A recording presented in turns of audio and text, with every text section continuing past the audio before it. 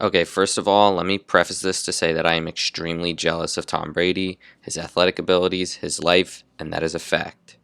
However, I would also like to state that he is one of the most overrated quarterbacks and football players of all time.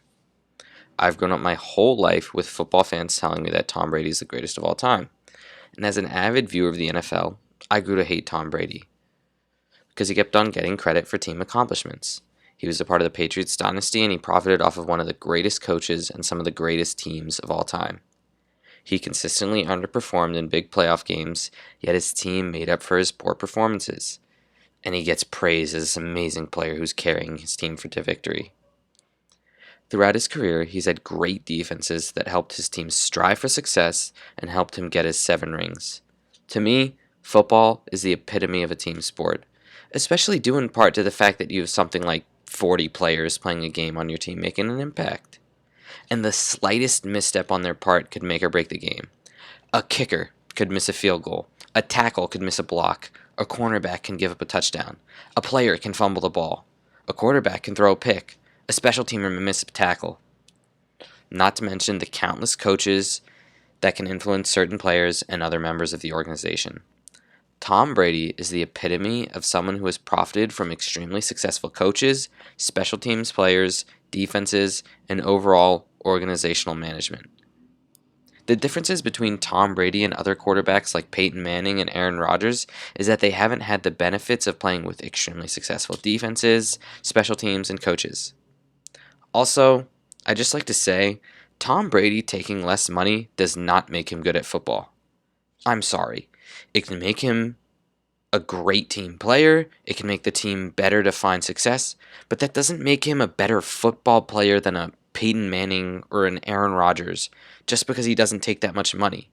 That has nothing to do with him being better at the sport.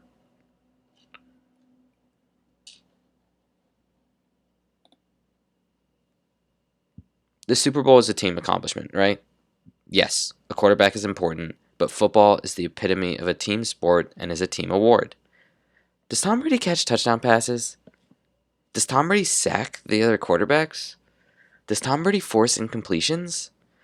Does Tom Brady kick field goals? Does Tom Brady block?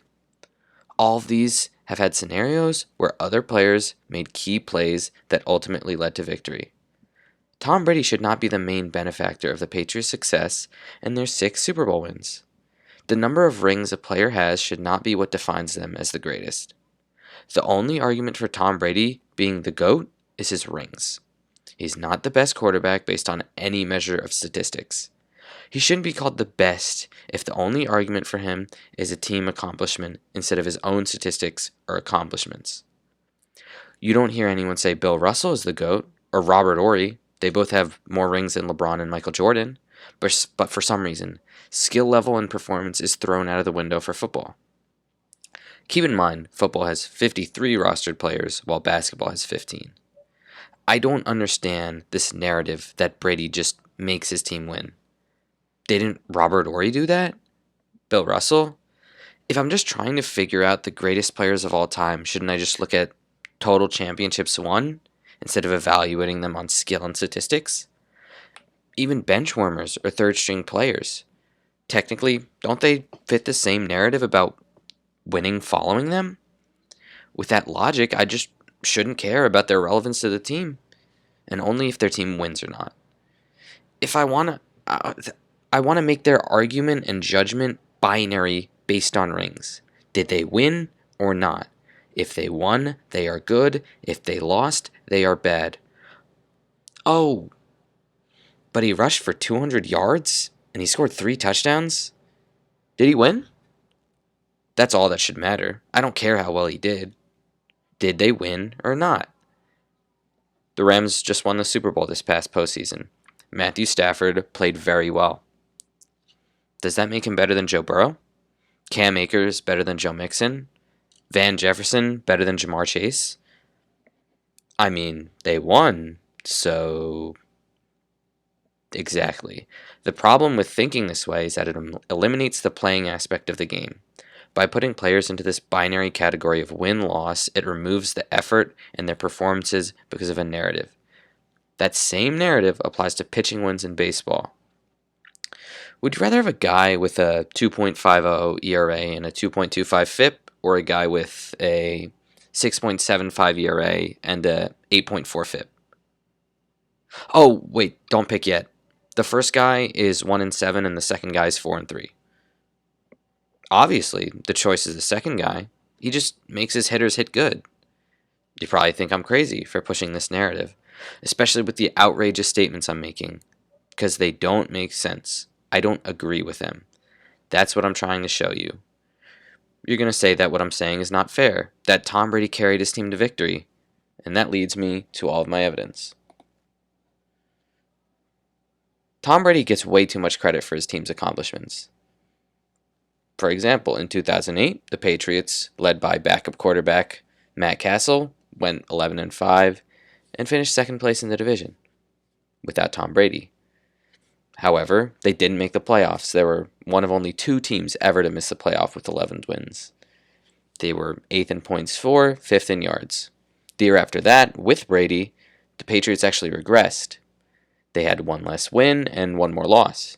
However, they were first in the division, and they made the playoffs. Obviously, as you can see, they increased 2 spots in points for and 2 spots in yards. That's great. Something else that's really important is in his career with the Patriots, Tom Brady, on average, had a top 8 average starting field position, a top 8, almost top 7 defense in terms of points allowed. And in his 6 Super Bowls, Brady had the first defense twice, the second defense, the sixth defense, 7th and 8th best defenses in terms of points allowed. In 16 out of his 18 seasons, his defense had been top 10 in terms of points allowed. The beautiful thing about Tom Brady, it's just he wills his defenses to perform so well, because without him, their performances would definitely be worse. As of June 22nd, 2020, the Patriots special teams units have been very successful. Since 2001, they had the second highest field goal percentage of about 86%, but their opponent's field goal percentage is 76.83, almost 77, which happens to be the lowest percentage and is almost 4% lower than the next closest team. Their total field goal efficiency is almost 10%, which, obviously has something to do with Tom Brady because he's a special teamer, and I guess maybe he, makes the other kickers nervous, so the kickers miss just because of his presence. Tom Brady also definitely profited on being in a terrible division, as he played with the Bills, Jets, and Dolphins, who were all below 20th in team win percentage in his tenure with the Patriots.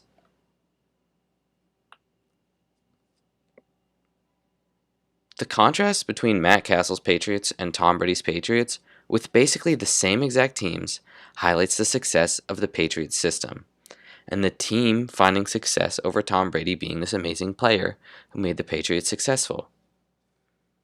Is Matt Castle better than Tom Brady? Obviously, terrible question, right? I mean, offenses have similar production, team overall has a similar record.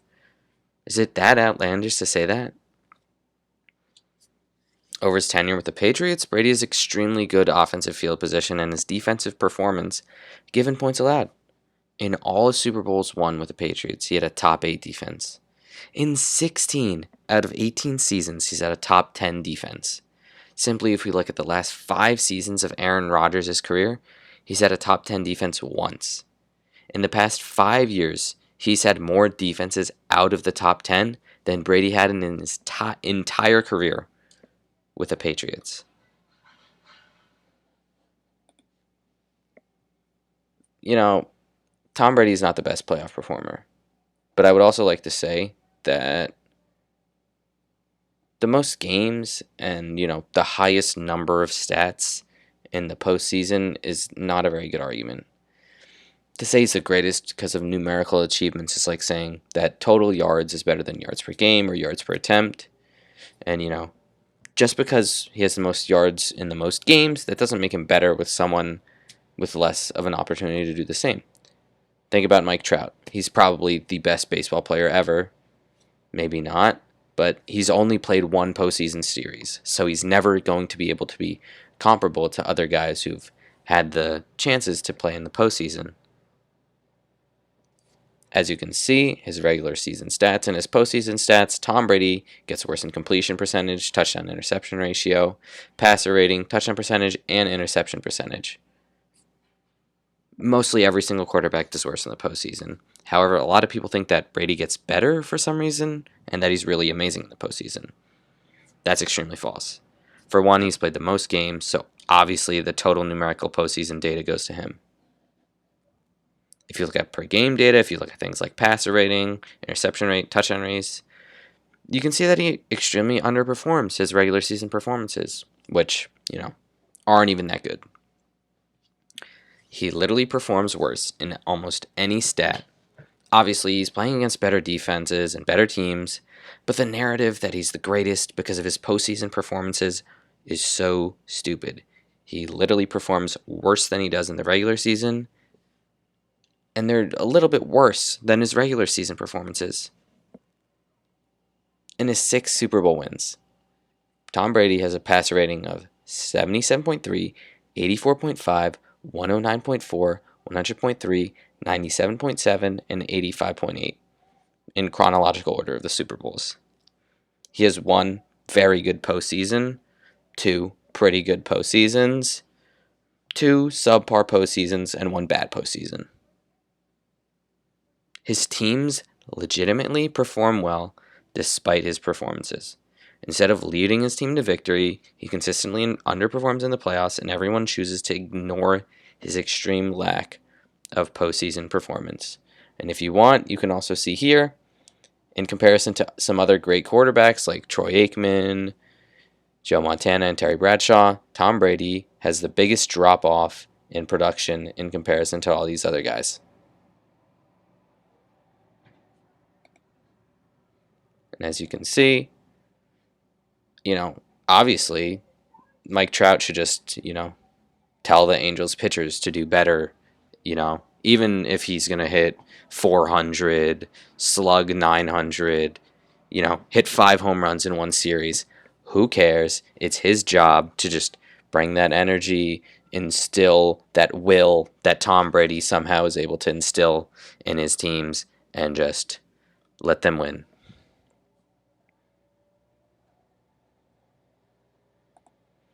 I'm not going to nitpick here, so if you want, you can pause this and read it. So instead, I'm going to show you this photo. Fun fact, Tom Brady has a lower playoff passer rating than Mark Sanchez. But, I guess Tom Brady's better. Obviously, passer rating isn't everything, but, just something of note, because Mark Sanchez is not even sniffing the opportunity to sniff the Hall of Fame. Another comparison I'd like to make is the Tom Brady's Patriots in his last season there and Mac Jones. They both made the playoffs. Tom Brady's team had a better record, but as you can see, very similar in terms of points for and yards gained, very similar in average field position, and their defenses were both very good. In fact, Tom Brady had a better defense. They're almost the same teams in terms of offensive production. They just had a different starting quarterback. In his last year, Tom Brady had a better defense and worse offensive production than Mac Jones. Obviously, very similar. Is Mac Jones, as a rookie, the same player that Tom Brady, the greatest of all time, was 3 years ago? Another narrative that people love to push is that Tom Brady made the Tampa Bay Buccaneers amazing without any help. As you can see, in 2019, the year before he came there, they were very good on offense, scoring a lot, gaining a lot of yards. They had a problem with turnovers. Tom Brady definitely helped fix that with him being the quarterback over Jameis Winston. However, for some reason, everyone chooses to ignore the fact that before him, the Bucs were 29th in points allowed per game, and then the year he comes back, they rise 21 spots in the rankings for yards allowed per game. I'm sorry, for points allowed per game, almost 10 in yards per game, and 16 in offensive field position. Am I supposed to assume Tom Brady did that? Those are all things he has no effect over. Why is Tom Brady responsible for that success? Those are three things he has literally no objective role in improving. Being a motivator can only go so far. Something Brady did do was improve the turnover situation, but the season before was just a horrific, historic turnover-filled season by Jameis Winston. The Bucs found success because they improved in a variety of areas. Yes, quarterback was one of them. But they're but with the same defensive and special teams performances as the past year, that team is nowhere near as good. Here you can see Tom Brady's stats and his Super Bowl wins with the Patriots. In his first Super Bowl, he had a below average passer rating in comparison to the league average. He had a touchdown interception ratio of 1. In his second performance, he did a little bit better. He performed a little bit above the league average passer rating in that year. Pretty solid touchdown percentage, solid interception percentage, solid adjusted net yards per attempt. I will also say he performed pretty well in his next 3 Super Bowls. And then in his last Super Bowl with the Patriots, he was terrible. But for some reason, the greatest of all times argument is based on terrible performances like these. He had a passer rating of 85.8 during that run, which was almost 7 points lower than the league average. You know how below average that is? For some reason, the greatest of all times legacy is founded based on this. In addition to being below league average, he had more interceptions than touchdowns. Why does he get praise for that? He doesn't even deserve half the credits he gets for his team's Super Bowl accomplishments. In half of his Super Bowl postseasons, he's an average to mediocre performer. People make these distinctions that he's the greatest quarterback of all time, mostly in part because of his Super Bowls, but he's been bad and below league average in half of them. It's so baseless to say he's the GOAT based on these performances. Just by looking at these 9 losses, Aaron Rodgers performs well most of the time. He has a passer rating above 100 in 4 of these losses. In most of these performances, Rodgers has a high touchdown percentage and a low interception percentage. In his last 5 appearances, his touchdown percentage has been at least 5% or higher. That only occurred 2 times in Brady's 6 Super Bowl win appearances. He had an interception percentage below 1.7% in 5 out of the 9 losses, with mediocre percentages of 2.2 and 2.4% in 2 other appearances, and 2 slightly poor numbers of 2.9 and 3%. Aaron Rodgers performs better than Brady in the postseason. He has better passer ratings, touchdown percentage, interception percentages, and adjusted net yards per attempt. Statistically, Rodgers in losses performs better than Tom Brady in Super Bowl wins. Whose fault is that? Well, I guess it's just Aaron Rodgers' fault if he can't will his team to win with leadership like Brady does. In his first career postseason performance, Aaron Rodgers had a ridiculously 121.4 passer rating, absurd 9.5 touchdown percentage, and otherworldly 9.34 adjusted net yards per attempt. Those numbers are amazing and are better than anything that Brady ever did in his Super Bowl wins. However, his team didn't win the game like Brady's. His team gave up 51 points, which is something that has never happened to Brady. Let me repeat. Tom Brady, the guy who's played the most playoff games of all time, has never given up more than 50 points. Let me just rephrase. In Aaron Rodgers' first playoff start, his defense performed so poorly, so poorly, yet it has never happened to the greatest of all time, Tom Brady. Because I guess he just motivates his defense so much to not do that terrible. In Rodgers' three worst playoff loss performances, they're objectively better than Brady's three worst Super Bowl wins.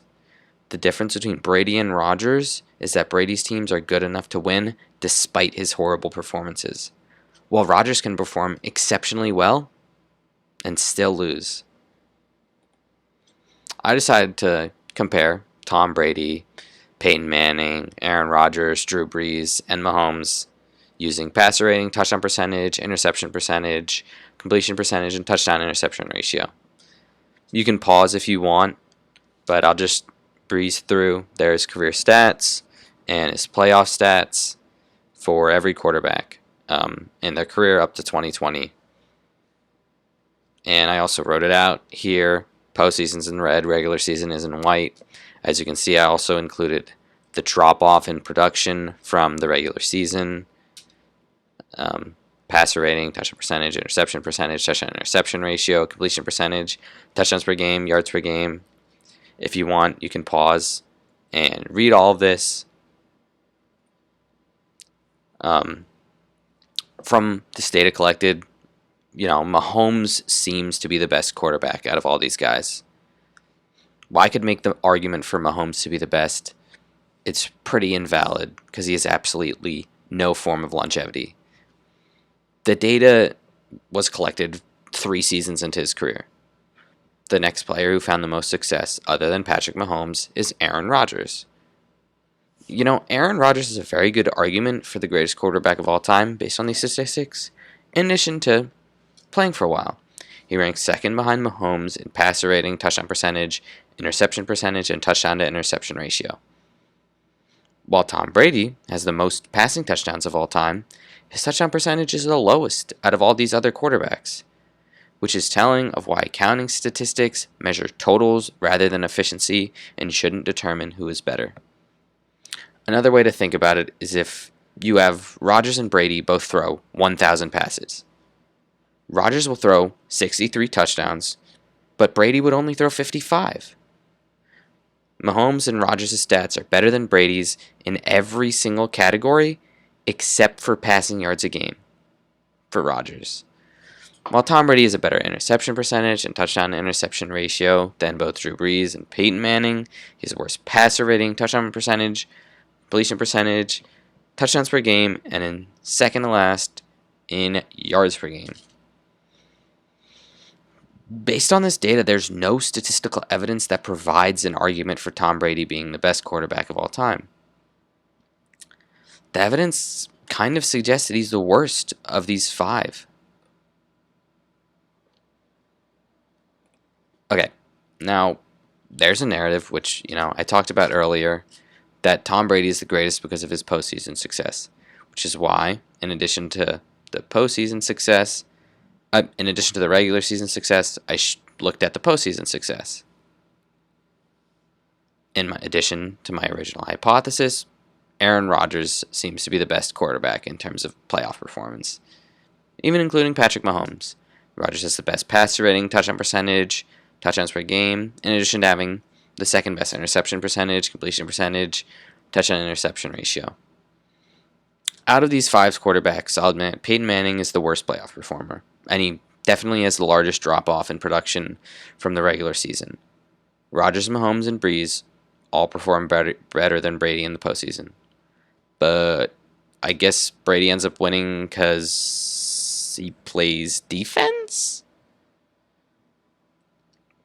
Before I look at some more quarterback statistics, I want to look at team defensive performances over the course of a couple quarterbacks' careers.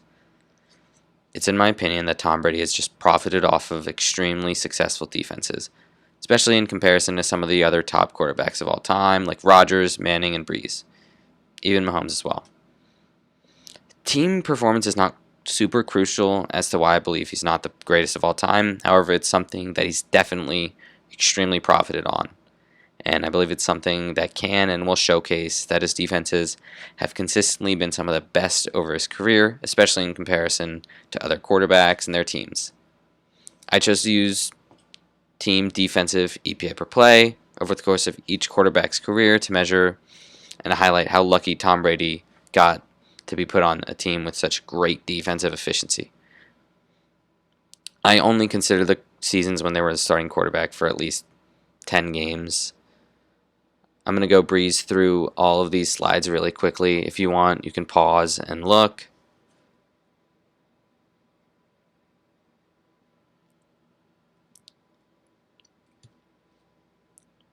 Surprise, surprise. In a shocking turn of events, Tom Brady's defenses have been extremely successful in terms of EPA per play, especially in comparison to these other quarterbacks. Out of all these quarterbacks, Tom Brady was the only one, let me stress, the only one whose team had a top 10 defensive EPA per play over their careers. It's so surprising this happened, because nobody gives credit to the Patriots' defenses over the course of their dynasty. Everyone attributes that success to Brady, despite the exhausting fact that he was the only quarterback out of all of these great QBs to have a top 10 defense in EPA per play over every single span in which they were starting quarterback over the course of their careers. Drew Brees' notoriously bad defenses have poor EPA per play. Always positive. Patrick Mahomes, despite the small sample size, the same case applies to him.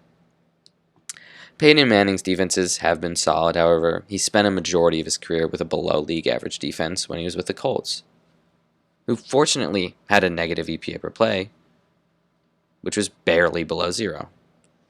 Aaron Rodgers' defenses have actually been pretty solid throughout his career. For his first two starting stints with the Packers, his defenses have been above average to good, having negative EPA per play. But however, in the last 3 years of his career, his defenses have been average and have given up positive numbers to the opponent. None of these guys, however, have defenses that compare to Brady's. Let's look at defensive EPA in the playoffs. Obviously, this is a super long slide, so if you don't want to read it, you can just pause. I'm going to go through all of these pretty quickly as well.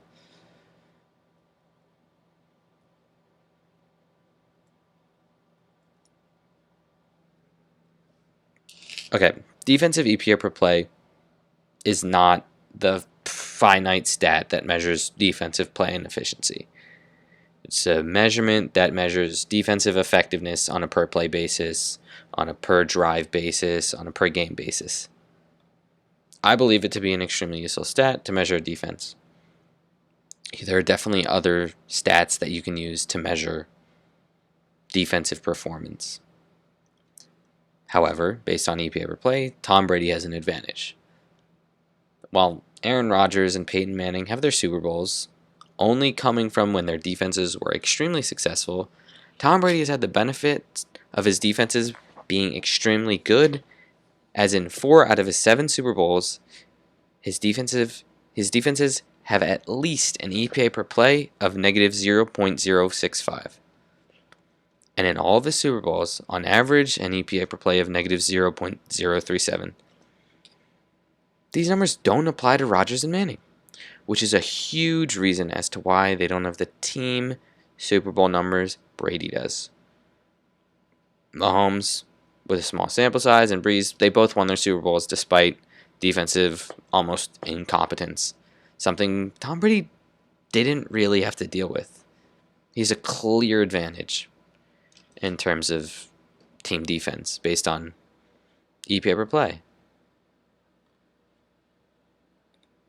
Now, there are more statistics to evaluate performance in addition to like passer rating, touchdown percentage, interception percentage, yards a game, and all that kind of stuff. So I decided to look at defensive yards above replacement, defensive value adjusted over average, EPA per play, and CPOE, which is completion percentage over expected.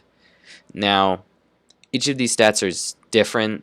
To explain DVOA really quickly, It's basically measures success on a per play basis. So you'll have a success rate for a play. So if you get a 40-yard passing touchdown, that's going to be valued higher than an incompletion, right? EPA per play works in a similar way. You have a point expectation. Let's say it's 3 points. A play happens. Let's say it's a sack. The expected points on that drive is maybe 2. So on that play, it was worth -1. DYAR, defensive yards above replacement, is based on DVOA. And CPOE is just a measurement of completion percentage over an expected percentage for every pass based on a variety of variables like time of day, the situation, the field, um, accuracy, location, all of that kind of stuff. So it measures efficiency as a passer. Um, yeah, so here's the career defensive yards above replacement and defensive value over average on a per season basis. As you can see, Patrick Mahomes, Peyton Manning, both were ahead of Tom Brady over the course of their careers. This data is found on Football Outsiders, and I can only locate the regular season data from 1998 to 2020. But again, Patrick Mahomes appears to be the best player based on the data. However, the longevity argument is still present based just because he has such a small sample size. Peyton Manning, however, is the second best in terms of both, followed by Tom Brady, Drew Brees, Aaron Rodgers, and Russell Wilson. Aaron Rodgers definitely has extremely favorable data, such as passer rating, touchdown percentage, interception percentage, and touchdown to interception ratio. However, it's less favorable in this case. I also looked at EPA per play and completion percentage over expected. DYAR and DVOA are linked, so obviously it would make sense for Patrick Mahomes to be 1 in both, Peyton Manning to be 2 in both, Brady to be 3 in both, but EPA per play and completion percentage over expected aren't as connected. But as you can see, Patrick Mahomes, Peyton Manning, and Aaron Rodgers all have higher completion percentage over expected than Tom Brady in their careers, as well as EPA per play. Drew Brees and Russell Wilson both have lower EPAs per play. However, their CPOE also is very high. But it's definitely fair to say that Aaron Rodgers is a pretty average quarterback out of all of these guys. He has the 5th best completion percentage over expected and the 3rd best EPA per play. However, both of those are better than Tom Brady. Something I'd definitely say is that Rodgers, Manning, and Mahomes all have better numbers than Tom Brady in this case. Mahomes and Manning definitely have for all of them. Mahomes doesn't have that longevity argument, but Manning definitely does, and he definitely seems to outperform Tom Brady. The playoff performances are also super crucial. So let's look at playoff performance, right? Patrick Mahomes, again, has the best EPA per play. Aaron Rodgers has the 2nd best. Then Drew Brees, Russell Wilson, then Tom Brady, the 5th, and then Peyton Manning. As stated earlier, based on passer rating, touchdown percentage, all of that stuff, Peyton Manning was pretty bad. He was definitely the worst of all of these guys. But the case is still present, Mahomes definitely outperforms Brady, Rodgers, Wilson, and Brees. All have higher EPA per play and CPOE than Brady. The only argument he really has is being better than Peyton Manning in the playoffs, when Manning is definitely better than him in the regular season. It's just really crucial to say that Aaron Rodgers is definitely better than him in the postseason. Russell Wilson, Drew Brees, Mahomes. Obviously, Mahomes hasn't finished his career, but Rodgers, Wilson, and Brees combined, they don't even have the same amount of rings as Brady. They don't even have half the amount of rings as Brady. It's just really important to note that Tom Brady just, despite mediocre postseason performance, um, is not as good as these other guys. He's a statistically worse playoff performer than Brees, Wilson, Rodgers, and Mahomes. Yet he's more rings than all of these guys combined. It just makes no sense for him to get the credit when these other quarterbacks are clearly better than him. Why should this be any different than evaluating two quarterbacks? Brady's statistics don't make him special. His team does that. Now, let's say player A has an EPA per play of 0.13, and player B's team. Oh, sorry. And player B has an EPA per play of negative 0.25, right? Obviously, one quarterback is better than the other. But let's say player A's team went 2-15, but player B's team went 6-11. Both results were bad, but most people would say player A is better. Why does that narrative change for Brady? Because he wins? He doesn't make those field goals, force those turnovers, sack the other quarterback, force incompletions, get defensive stops. There's only select space that he can control and find success in. But in that space, there are just so many more quarterbacks that are better than him. They just don't have other people perform in their respective spaces like Brady does.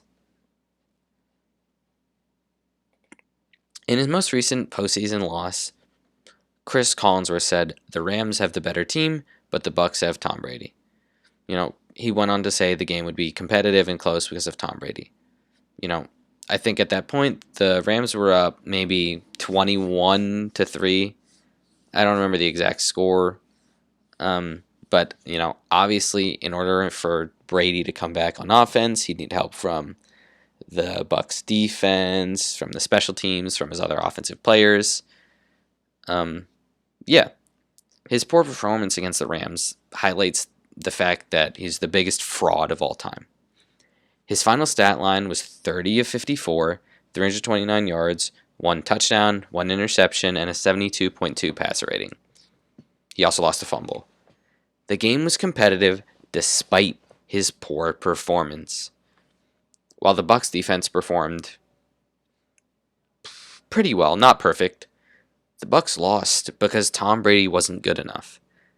If you take out two 30-yard offensive drives that led to 2 touchdowns because the defense forced a fumble, not Tom Brady. The defense forced a fumble. Brady led the offense to 13 points, not to mention a missed field goal by Matt Gay. The greatest quarterback of all time doesn't do that. This was just an occurrence of the Buccaneers defense not performing well enough despite Brady. The case in plenty of his Super Bowls is that he performed subpar and somehow his defense plays well enough to give him a fighting chance. His defense forced 2 fumbles to give Brady 2 opportunities to lead the team to touchdowns on 2 30-yard drives. He deserves that credit? No. The game was only close because of defensive performance, not because of Brady's greatness. He played terrible, and his defense just played great, not perfect. There were a few small cracks in the defense, and the Rams won, and they took advantage of Brady's poor performance. This is how he normally plays, but his team didn't play well enough in spite of him. His team even gave him a fighting chance at the end, one which he didn't deserve, but he still lost, which just really highlights his career as one of the most overrated athletes of all time. And he struggles to win when his teammates don't perform impeccably. People attribute Brady being good because of how his team performs. Tom Brady's defense let him down with 42 seconds to go in that game. That felt so amazing to see as a fan because it was one of the first times that Brady lost because his teams let him down. The motto of his career has been that he's so good because of his teams, and he loses the one time his team has a few cracks. The one time his defense messes up and plays not perfect, he loses. It's vindicating to see. That's just something that hasn't happened to him in his career.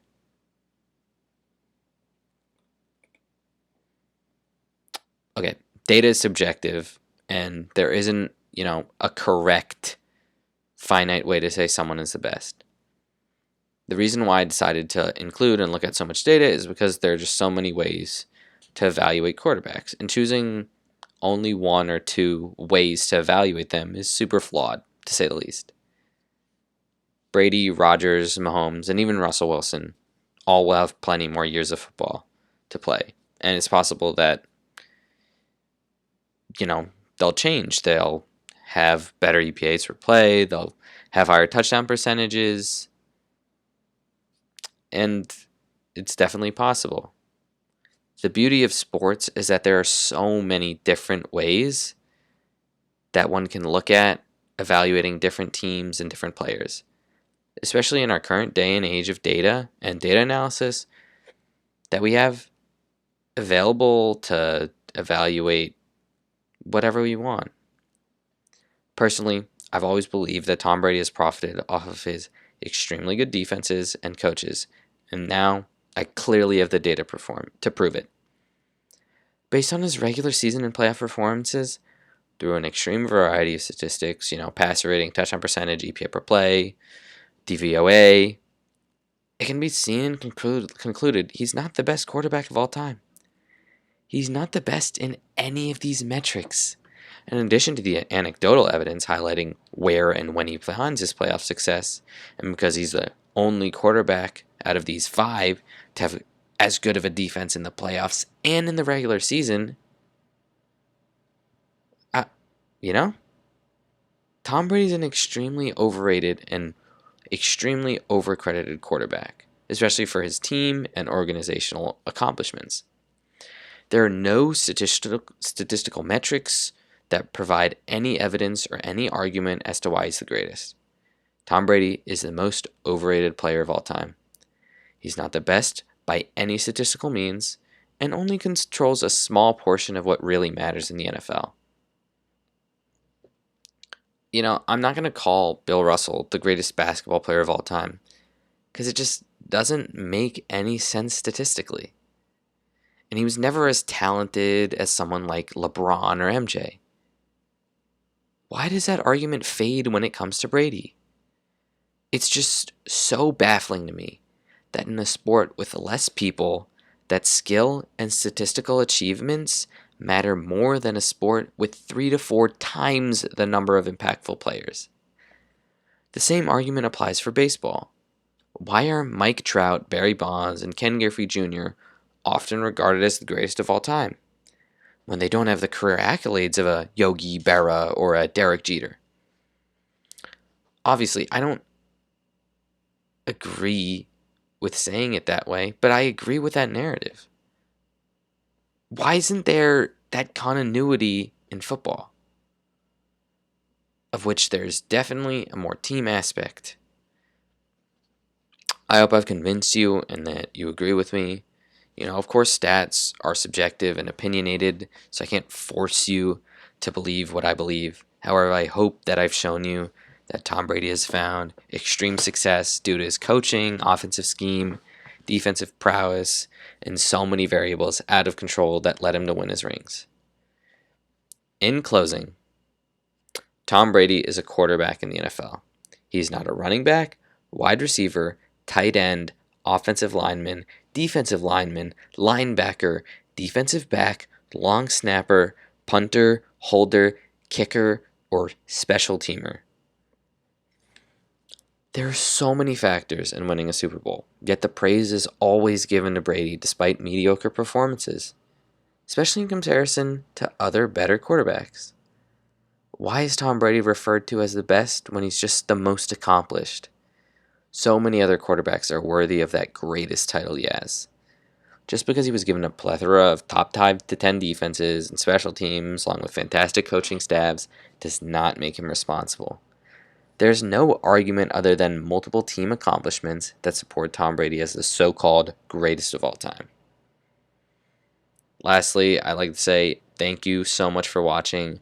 Please leave a like, comment, subscribe, share. I'd really appreciate it.